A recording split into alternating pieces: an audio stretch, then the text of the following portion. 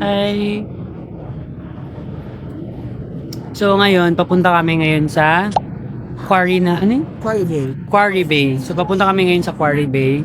So, sasakay lang kami ng train. 2 station siya para makapunta dun sa Quarry Bay. So, let's Yes. go! 2 station para makapunta sa Admiralty. Ay, Tapos lilipat pa. Okay, wait lang. Balikan kita later. So, hi guys. Sumakay kami kay Sumakay kami ngayon sa Station of the Coast. Ang kulit ko katama ko. So ngayon, nasa train kami ngayon. So meron tayong 2 station na dadaanan bago makadang dun sa Admiral. Ay makapunta dun sa Admiral Station. So after doon, pagdating natin doon, lilipat tayo ulit ng another sasakyan para papunta sa Quarry na? So yes, bago tayo makapunta dun sa bay na sinasabi, lilipat muna tayo ng another station. Tapos, basta ipapakita na lang namin pagpunta namin doon. Wala sila na itong vlog na ito. Hindi na alam saan yung destination. So, right now, ano ba? So, right now, nasa another train station. Ito, iwasan natin. Microphone block. Hello? Hello? So, right now, nasa kabilang train na kami. Going Chaiwan line. Chaiwan line. So right now nasa Chaiwan Line. line kami ngayon going to Quarry Bay. Quarry Bay. So meron tayong 5 dadaan ng station bago makapunta sa Quarry Bay. So yeah, see sige nga. Going back to Honolulu just to sit down. Mamawi-wawi, mawawi-wawi. Ayan yung nakikita. Hi! I'm back. So ngayon, nakababa na kami ngayon sa station ng Quarry Bay. So exit A kayo dumaan and right. So may mga palatandaan naman dito na makikita nyo. Look at this. So A, so susundan nyo lang yung papunta sa A na way. So see you there. Ito kuya oh, Quarry Bay Promenade. Dito nakaturo.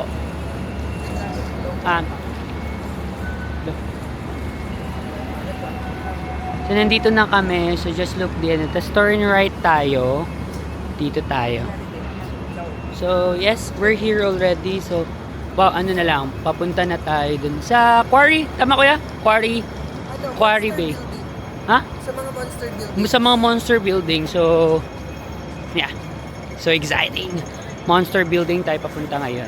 Para punta din tayo dun mamaya sa Promenade. Promenade. Okay.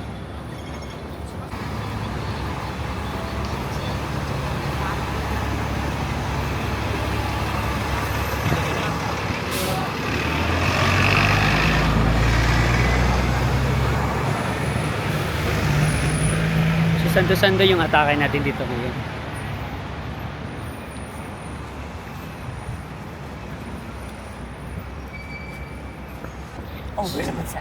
So, ang una namin pupuntahan dito is yung nagtrending na mga apartment, patawag yun kuya, yung mga building, mga apartment dito sa Hong Kong, yung isa yun sa mga trademark dito sa Hong Kong. Kapag pupunta ka ng Hong Kong, hindi mabubo yung Hong Kong trip mo pag wala kang photo doon.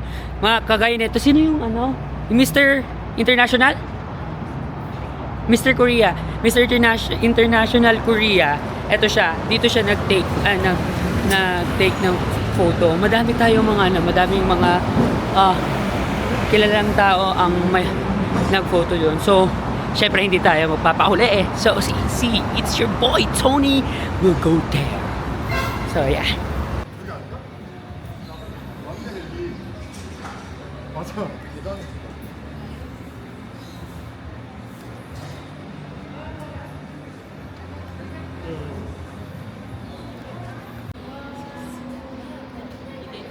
So right now, paano? Wow.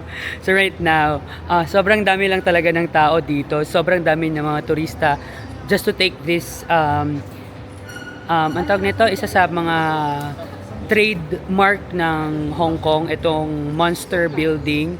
Kasi guys, sobrang dami talaga. Pero ipapakita ko yung mga shots namin ni Kuya Rai dito.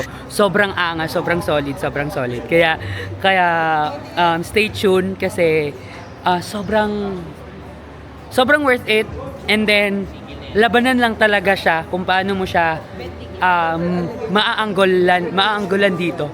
Kaya, come visit here only sa pagbaba nyo yung station ng Quayberry Promenade, wag muna kayong mag-left, mag-right kayo. Guys, sobrang dami ng tao ngayon. Look at that. Sobrang dami nila nakalinya dito. So, we're just waiting for the turn na pwede na kami mag-shoot dito. And then, para mapakita din namin yung mga nakunan namin. Pero I think, recommend ko guys, ang pinaka the best place to get this shot, itong mga shots na to, yung mga shots ko, ay pinakadulo siya ng building. So, may una, pinakadulo talaga. Kasi mas magandang i-shot pag on the floor mo siya i-shot. Kaya, watch out yung mga other photo ko kasi sobrang solid ni Kuya Rai and ni Minty magkuha ng mga photos. Let's go! So what's up again, you boy? So ngayon, sobrang enjoy yung namin trip dun sa Gentle Monster. Ay, charot.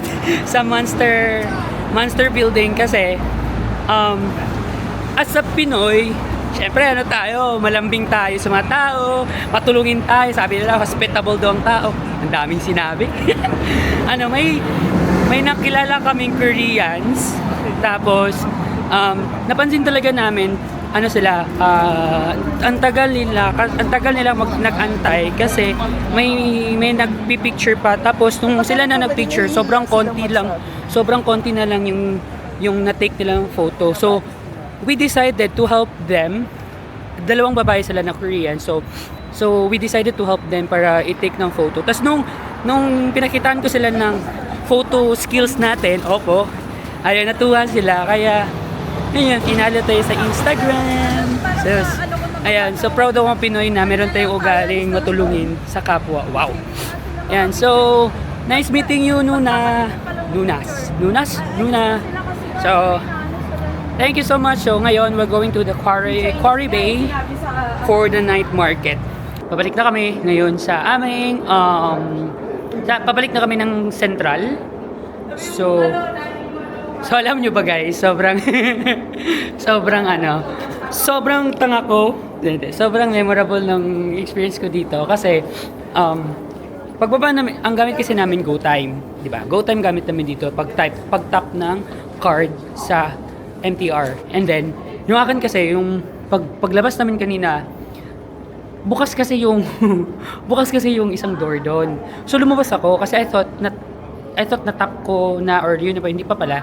So pag lumabas ko and then nakabukas na, lumabas na ako.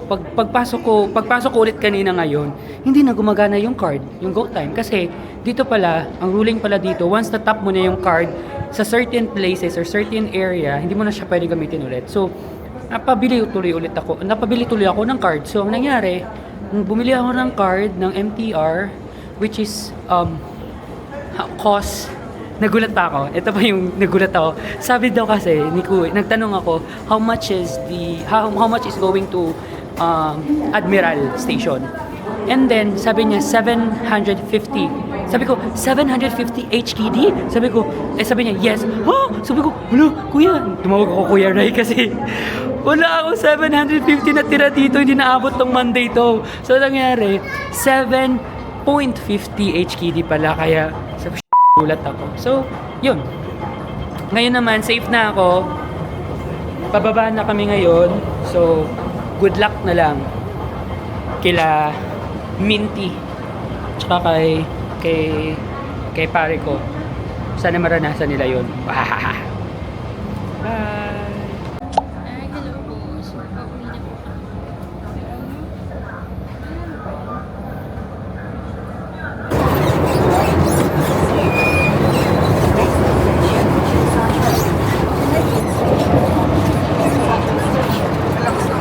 Kaya nga eh.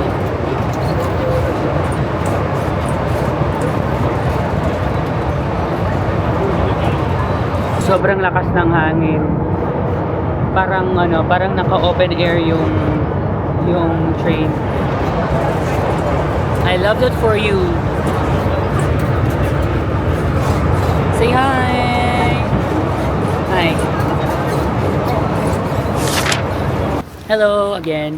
So, nandito na kami ngayon sa Jordan, kung saan kami nakastay here sa Hong Kong. And then, meron kaming, kanina kasing lunch, lumabas si Kuya Rai and si pangalan mo ba? Ay, Piolo. Si Piolo.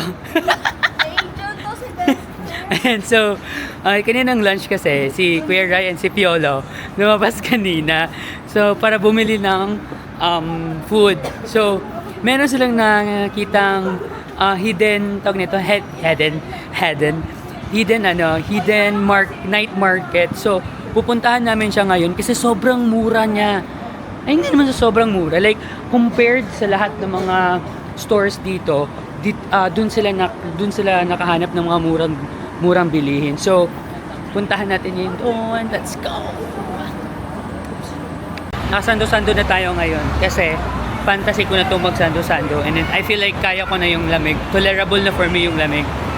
So since, since heavy naman yung mga lakad namin today, so I think kaya ko naman yung lamig. Controllable siya. So here we go!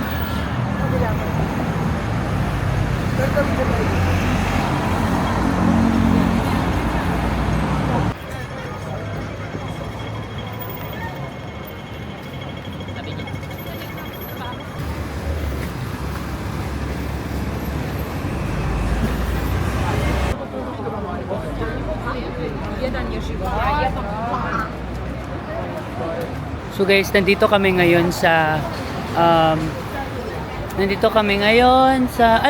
Philippine street food. Oh, may mga Philippine street food din pala dito. Ay, hello po. Sige po. Ayan, look. May Philippine street food din pala dito. Para siyang ugbo sa Pilipinas. Ayan, look at this. Para siyang ugbo sa Pilipinas.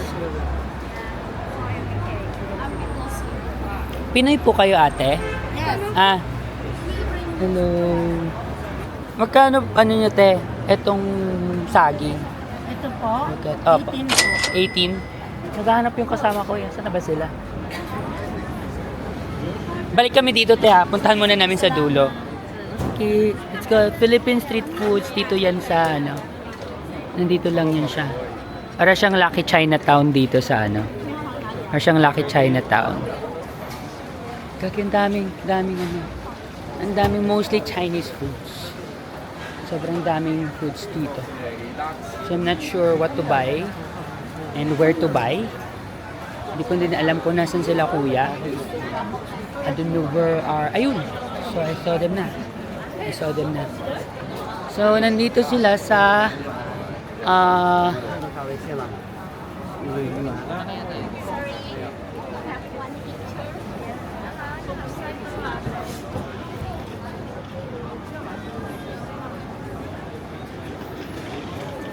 Oh, may look at this. So cute. 20. 20. Wow.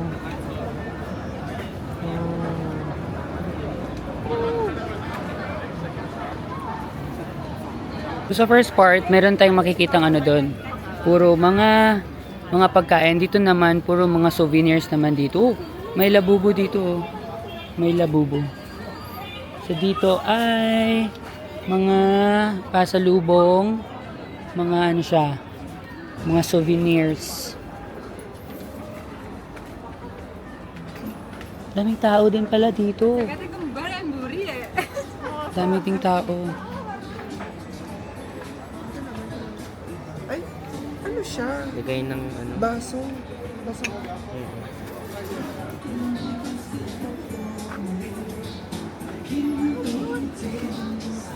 Asan? Asan ba? Tanga, pang massage yan.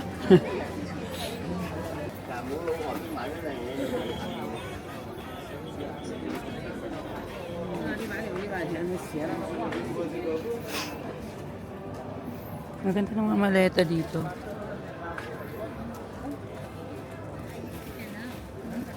Ngayon ko nung malaman si Jeff nagkagabong kung Ang cute. So right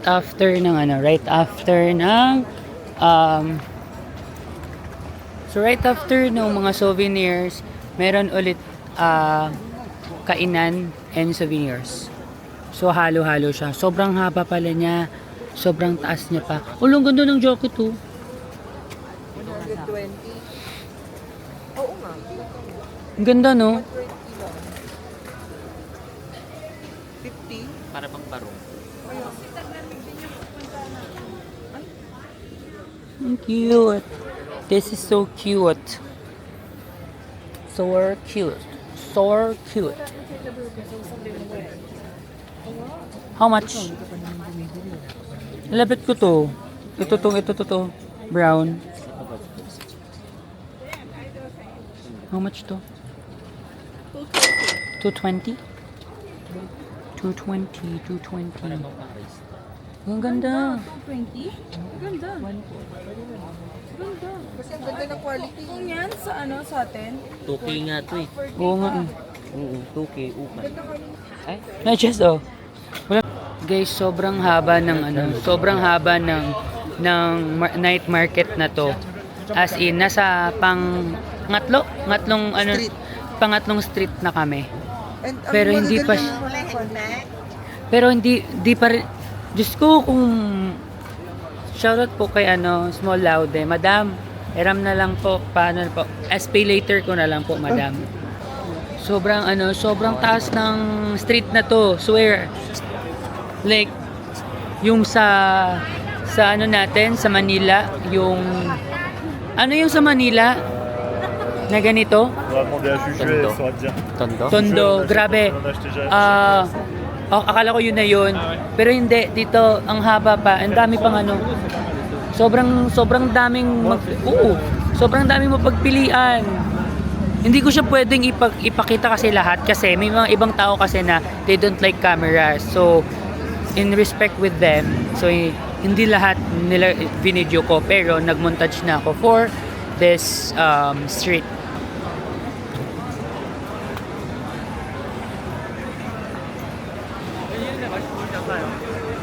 Actually, nawala na sila Kuya Rai. Nawala ako bigla. Hanapin natin sila Kuya Rai ngayon. Sobrang taas ng ayun pala sila ba yun? Oh, yun. Sobrang taas ng street na to.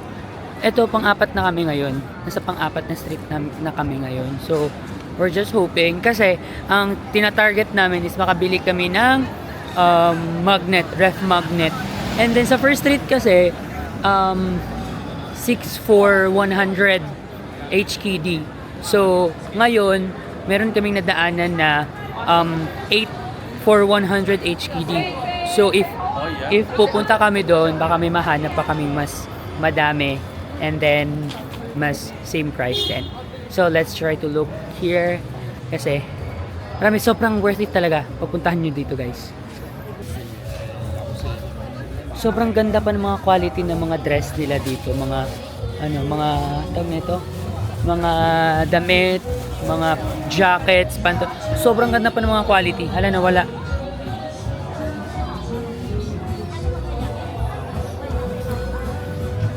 Sobrang ganda ng quality nila dito. Oh, may mga maong-maong pa dito. Ang cute ng Ang cute ng maong.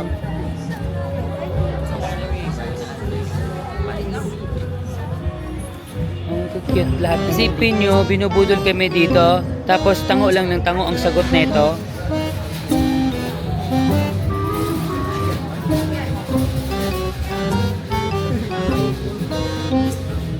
Tango lang sila ng tango. Gawin natin ito tango-tango. Asan kay kuya? Ito kasi.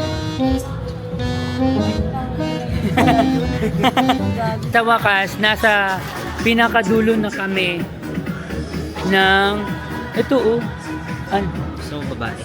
let's check. Wait lang. How much is this? Which one? Uh, different slice. Which one you like?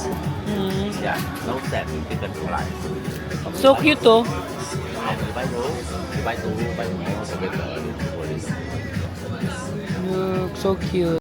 Ano yun? Asan chicks, Brad? Asan? Guys, pag gusto niyo yung babae, Asan chicks yan? Asan chicks yan? Asan chicks? Tara, chicks tayo, bro. Pre, asan chicks yan, pre? Asan chicks, bro? nakikita niyo ba yung harap na yun? Chick. Ilan ba bibilin mo? Alin? Okay. Display only. Sorry. Sem. Ah! Ala, Bili kami. ano yan? 10 lang. Isa. Isa? Oo. $10. Oo. Eh, di ba doon 5 pieces, 10. Ay, 5 pieces, 100. Dito, 10 pieces, 100. Same lang din. Ha, 100 pieces? 10? Oo. Go! Wait, where? Where? 100 pesos. Ay, $100. Ay, $100? 10 pieces. Same lang din.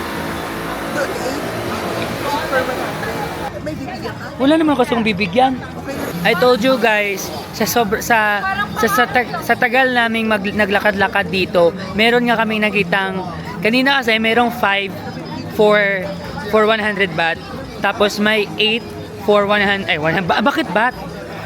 may, mali, may 5 pieces for $100, and then meron ding 8 pieces for $100, and then dito meron kami nakitang 10 pieces for $100. So dito na kami ginrab. So ang ganda dito, so if you're looking for mga pasalubong, here lang kayo. Sobrang sulit. Ang dami nang mabibili. Look.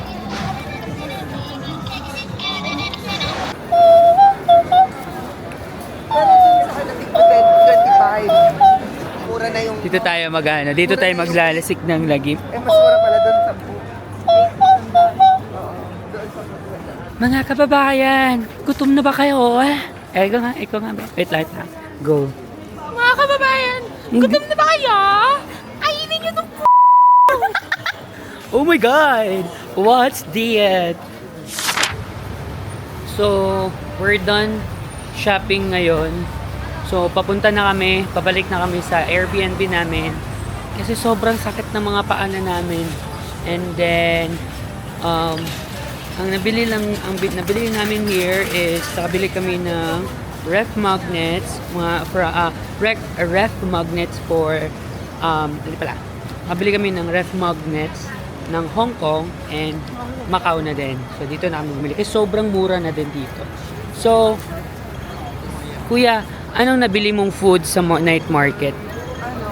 Shumai na 3 pieces, shrimp, at saka shrimp dumplings din na 3 pieces. Worth 30 Hong Kong dollars each.